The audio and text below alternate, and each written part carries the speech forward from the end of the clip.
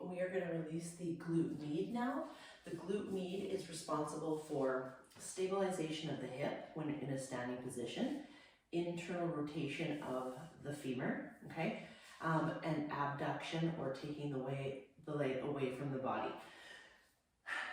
Important, it's that little top muscle way up here can cause a lot of grief into our SI joints, okay? So we want to make sure that if we're needing to release it, it gets released before we move on to the activation muscle and the movement pattern. So we're going to use one ball or two balls.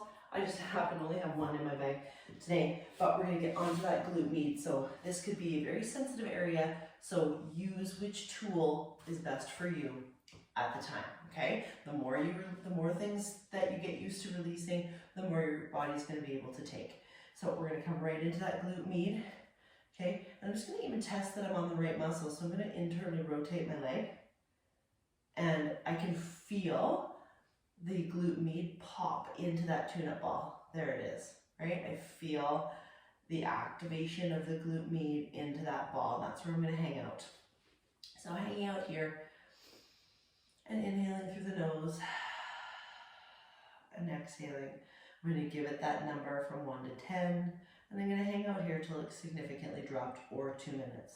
So you're going to internally rotate that leg.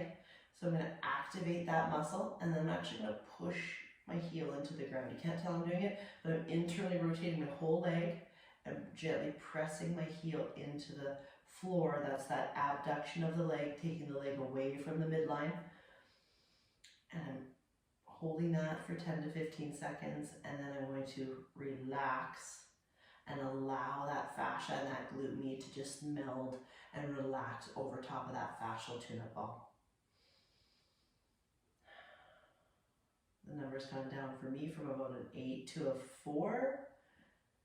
And it's a 3 now. I'm going to do one more activation because I can. So internally rotating. It's always good to see how much rotation you have. If you're lacking that internal rotation, definitely seeking out your trainer, your NKT practitioner, and asking, how can I get more internal rotation?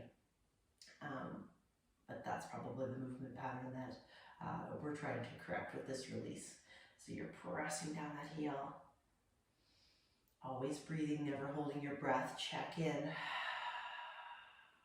Looks like I'm sinking down into my shoulder, but I'm really trying to hold myself up here. All right. And it's gone.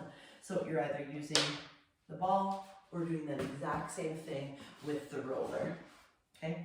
With the roller, you get a little bit more of a spread out compression versus a trigger point compression with the balls, but doing the exact same thing. So again, internal rotation, I can bring my leg in or I can press it out to get that contraction response to the muscle fibers to get it to relax just a little bit more.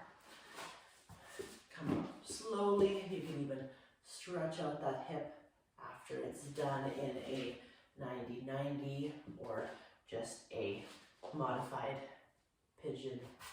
Give it a little stretch, breathe, check in with your shoulders. It's a great time to just check in with your body when you're doing the releases and the NKT activation.